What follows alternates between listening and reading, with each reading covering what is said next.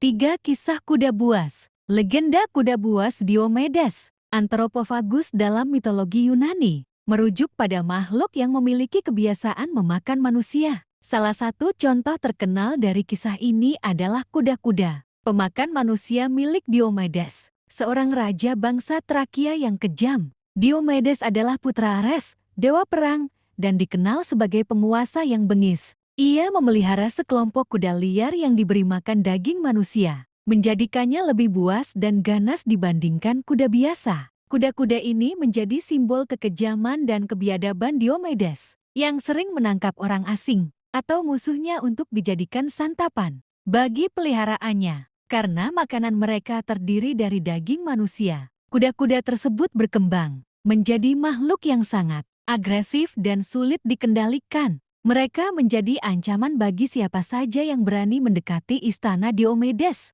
sebab raja itu memastikan kuda-kudanya terus dipuaskan dengan korban-korban baru. Tugas untuk menghentikan kekejaman ini jatuh ke tangan Hercules, pahlawan besar Yunani yang terkenal karena 12 tugasnya yang sulit. Dalam tugas ke-8 dari 12 pekerjaannya, Hercules diperintahkan oleh Raja Eurystheus untuk menangkap dan menaklukkan kuda-kuda Diomedes. Tugas ini bukan sekadar menangkap kuda liar biasa, tetapi menghadapi makhluk yang telah terbiasa dengan darah dan daging manusia. Hercules, dengan kecerdikan dan kekuatannya, berhasil mengalahkan para penjaga istana Diomedes dan menggiring kuda-kuda tersebut keluar dari kandang mereka. Namun, untuk benar-benar menjinakkan mereka, ia menyusun rencana licik.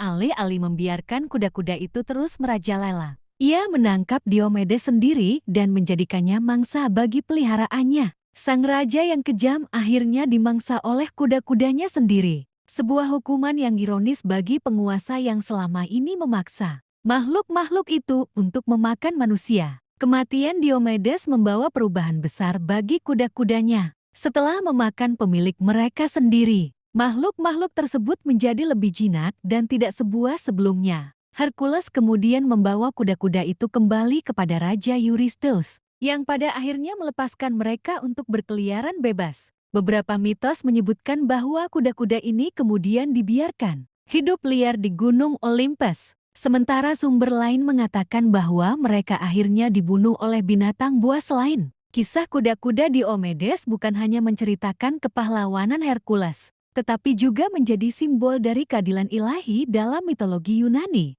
Diomedes, yang selama ini berkuasa dengan kekejaman dan tanpa belas kasihan, akhirnya menerima nasib yang setimpal dengan perbuatannya. Kematian tragisnya menunjukkan bahwa kekejaman pada akhirnya akan berbalik menghancurkan pelakunya sendiri. Dalam konteks yang lebih luas, kisah ini juga mencerminkan ketakutan manusia terhadap kanibalisme dan kebiadaban. Mitologi Yunani sering menggunakan kisah-kisah seperti ini untuk mengajarkan nilai-nilai moral dan memberikan peringatan tentang bahaya keserakahan dan kekejaman yang tidak terkendali. Hercules, sebagai pahlawan, tidak hanya menghadapi tantangan fisik tetapi juga harus menggunakan akalnya untuk mengalahkan musuh yang lebih kuat dari sekadar binatang buas biasa. Selain itu, tugas ke-8 ini juga menunjukkan bahwa kemenangan bukan hanya dicapai dengan kekuatan semata, tetapi juga dengan strategi dan pemikiran yang cerdas. Hercules tidak hanya mengalahkan Diomedes dengan bertarung secara langsung, tetapi ia juga membalikkan keadaan dengan menggunakan kuda-kuda itu sendiri sebagai alat untuk menjatuhkan sang raja. Ini menegaskan bahwa kebijaksanaan sering kali lebih penting daripada sekadar kekuatan dalam menghadapi tantangan besar. Pada akhirnya, kisah kuda-kuda pemakan manusia milik Diomedes tetap menjadi bagian penting dalam mitologi Yunani. Ia mengajarkan pelajaran berharga tentang keadilan, kebijaksanaan, dan konsekuensi dari tindakan jahat. Hercules, sebagai pahlawan, sekali lagi membuktikan dirinya sebagai sosok yang tidak hanya kuat secara fisik tetapi juga memiliki kecerdikan yang luar biasa, menjadikannya salah satu tokoh paling dihormati dalam mitologi kuno. Kisah Glaukos dan kudanya. Glaukos, seorang pangeran dari Seseli, dikenal sebagai seorang kusir ulung dalam mitologi Yunani. Ia adalah cucu dari Belerafen, pahlawan terkenal yang pernah menunggangi Pegasus dan mengalahkan Chimera. Glaukos sendiri memiliki kuda-kuda yang luar biasa cepat. Tetapi mitos mencatat bahwa hewan-hewan ini memiliki kebiasaan mengerikan. Mereka adalah kuda-kuda pemakan manusia. Kuda-kuda Glaukos, seperti kuda milik Diomedes, diduga memiliki sifat liar yang buas. Mereka diyakini menjadi ganas karena cara pemiliknya memperlakukan mereka. Beberapa versi mitos menyebutkan bahwa Glaukos mencegah kudanya berkembang biak dengan cara memberi mereka makan daging manusia, yang pada akhirnya membuat mereka semakin liar dan tidak terkendali. Nasib Glaukos berubah ketika ia berpartisipasi dalam perlombaan kereta kuda yang terkenal. Dalam perlombaan ini, ia berhadapan dengan Iolaus, seorang pahlawan yang merupakan keponakan dan pembantu setia Hercules. Iolaus,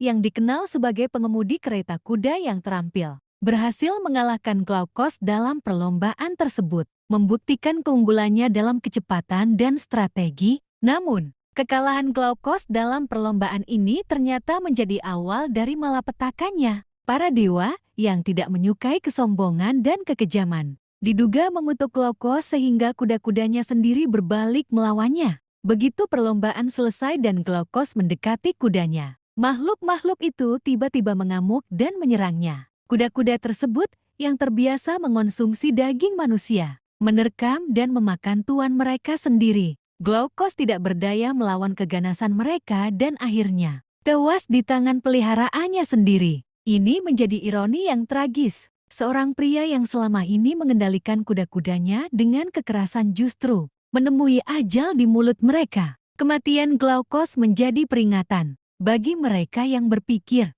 bahwa mereka bisa menguasai kekuatan yang tidak bisa mereka kendalikan. Para dewa dalam mitologi Yunani sering kali menghukum mereka yang menyalahgunakan kekuasaan atau memperlakukan makhluk lain dengan kejam. Glaukos, yang telah mengabaikan kesejahteraan kudanya demi keuntungan pribadi, akhirnya menerima hukuman yang setimpal. Dalam mitologi Yunani, kisah ini juga mencerminkan konsep keadilan ilahi atau nemesis, di mana tindakan jahat seseorang akan berbalik menyerang dirinya sendiri. Sama seperti Raja Diomedes yang dimangsa oleh kudanya sendiri, Glaukos mengalami nasib yang serupa. Kuda-kuda yang dulunya menjadi kebanggaannya justru menjadi alat kehancurannya. Selain itu, kemenangan Iolaus dalam perlombaan juga melambangkan kemenangan kebajikan atas kesombongan. Iolaus yang berjuang dengan kehormatan dan keterampilan tidak hanya memenangkan perlombaan, tetapi juga secara tidak langsung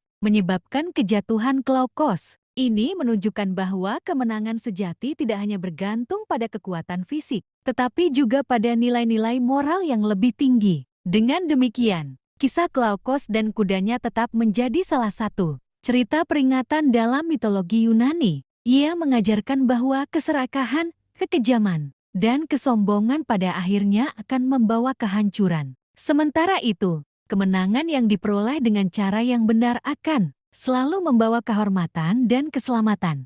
Kisah kuda Ea. Dalam cerita rakyat Keltik, terdapat makhluk legendaris yang dikenal sebagai Ichwisge dalam bahasa Gaelic Skotlandia atau Ichwis dalam bahasa Gaelic Irlandia. Makhluk ini adalah kuda air yang memiliki penampilan seperti kuda biasa, tetapi menyembunyikan sifat mengerikan yang hanya diketahui oleh mereka yang pernah menjadi korbannya. Berbeda dengan kuda biasa, Ichwisge bukan sekadar tunggangan, melainkan makhluk pemangsa yang menipu manusia untuk mendekatinya. Dikisahkan bahwa Ichwisge sering muncul di tepi danau, sungai, atau laut, menunggu para pejalan yang lengah. Dengan bulunya yang basah dan berkilaan, ia menawarkan dirinya sebagai tunggangan bagi siapapun yang berani mendekat. Ia tampak jinak dan patuh, membuat orang percaya bahwa mereka baru saja menemukan kuda liar yang bisa mereka taklukkan. Namun, begitu seseorang naik ke punggungnya,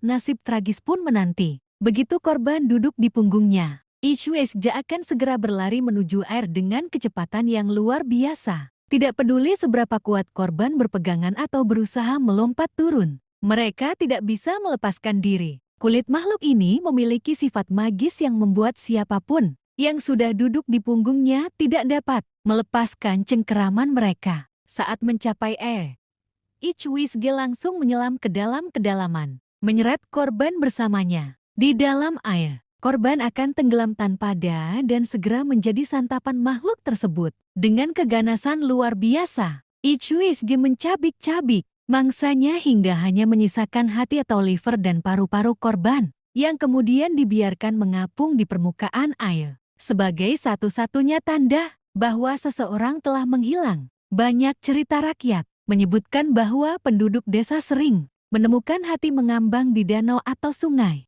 menandakan bahwa Ichwisge telah kembali berburu. Makhluk ini sering dikaitkan dengan peringatan bagi orang-orang agar berhati-hati di sekitar perairan, terutama di daerah terpencil. Beberapa kisah menyebutkan bahwa Ichwisge juga bisa berubah wujud menjadi manusia yang tampan atau cantik untuk menggoda korban. Dalam bentuk ini, ia akan menarik perhatian orang yang tak curiga sebelum akhirnya menyeret mereka ke dalam air untuk dimangsa. Ada pula legenda yang menyatakan bahwa seseorang bisa menjinakkan Ichwisge dengan cara tertentu. Beberapa kisah rakyat menyebutkan bahwa jika seseorang bisa memasang pelana besi di punggungnya sebelum menungganginya, mereka bisa mengendalikan makhluk ini seperti kuda biasa. Namun, tindakan ini sangat berbahaya, karena jika Ichwisge berhasil lolos atau pelananya terlepas, ia akan segera berbalik menyerang orang yang berani mencoba mengendalikannya. Sebagai makhluk yang berasal dari dunia mistis, Ichwisge sering dianggap sebagai perwujudan roh jahat air yang menghukum orang-orang yang ceroboh. Ia juga dikaitkan dengan kepercayaan bahwa air adalah elemen yang tak dapat ditebak, menyimpan bahaya yang tak terlihat.